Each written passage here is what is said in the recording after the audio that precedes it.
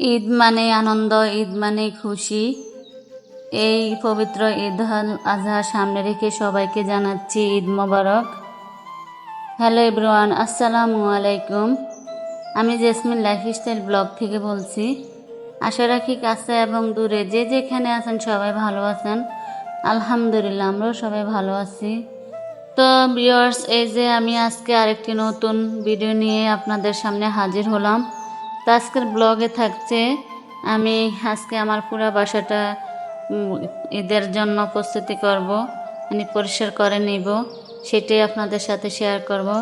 এই যে সর্বপ্রথমে আমার এই যে লাখি ব্যাম্বু গাছগুলো এগুলা ধুয়ে পরিষ্কার করে নিয়েছি।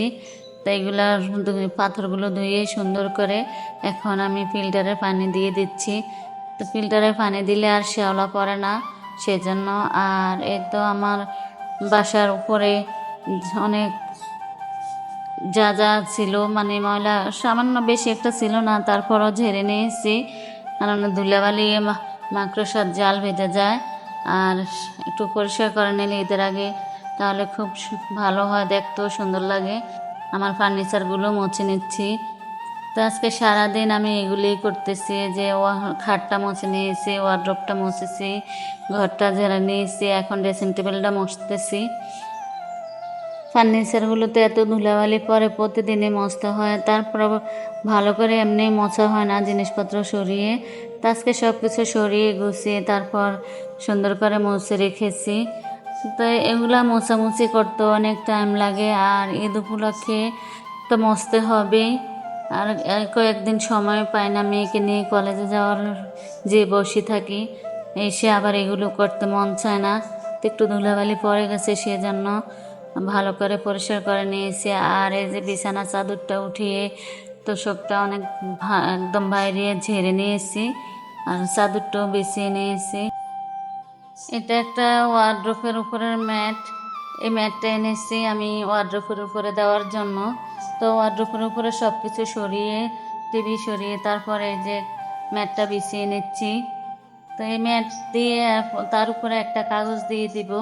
কাগজ দিলে আর ধুলাবালি পড়বে না, আর মুছতেও সুবিধা হবে। আর এগুলো তো সবসময় সরাইয়া মোছা যায় না, সেজন্য এই যে আমি একটা এর মাপে দোকান থেকে ওনারা মাপ দিয়ে দিয়েছে এই ম্যাটের মাপে। তা বিছিয়ে দিলাম। আর এদিকে আমাকে যে আপা হেল্প করে, উনি ফ্রিজটা পরিষ্কার করতেছে, মানে সবাই মিলে আজকে কাজ গুছিয়ে নিয়েছি। আর এই তো ফ্রিজটা পরিষ্কার করতেছে। আর এদিকে আমি যে ডিপ ফ্রিজের উপরের জন্য আরেকটি ম্যাট এনেছি। তো ডিপ ফ্রিজটা আগে থেকে ক্লিন করা ছিল, আর সেজন্য আর ক্লিন করতে হয় না। আর এই যে এখন কাগজটা বিছিয়ে দিলাম, ম্যাটটা বিছিয়ে উপরে কাগজ দিয়ে দিয়েছি। এই কাগজটা দিলে আর ধুলাবালি পড়লে এমনি রুমাল দিয়ে মুছে নিলেই হবে। তো আমি সুন্দর করে বিছিয়ে দিচ্ছি।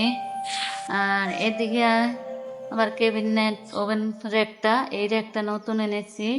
ওভেন র্যাকটা যাতে ধুলাবালি পড়লে মুছে নেওয়া যায়, আর সেজন্য আমি আমি যে জায়গায় রাইস কুকারটা রেখেছি ওইখানে একটা কাগজ দিয়ে দিয়েছি, যাতে ধুলাবালি পড়লে মুছে নিতে পারি। আর এটা হলো নিচের পার্ট, এদের নিচের পার্টও 1 সপ্তাহ হয়েছে এনেছি, অনেক ধুলাবালি আটকে গেছে, আমি ভালো করে মুছে নিচ্ছি। মোছামুছির কাজ করতে অনেক টাইম লাগে, সারাদিনেও শেষ হবে না। আর এই তো ভিতরে গুছিয়ে রাখলাম।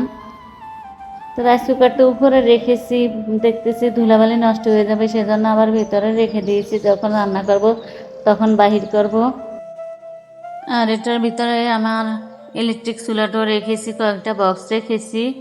আর এদিকে আবার আমার যে কর্নারের উপরে এই মানি প্লান্ট গাছটা লাগিয়েছিলাম নতুন বাসায় এসে, তো সুন্দর করে পাতাগুলো গজিয়েছে।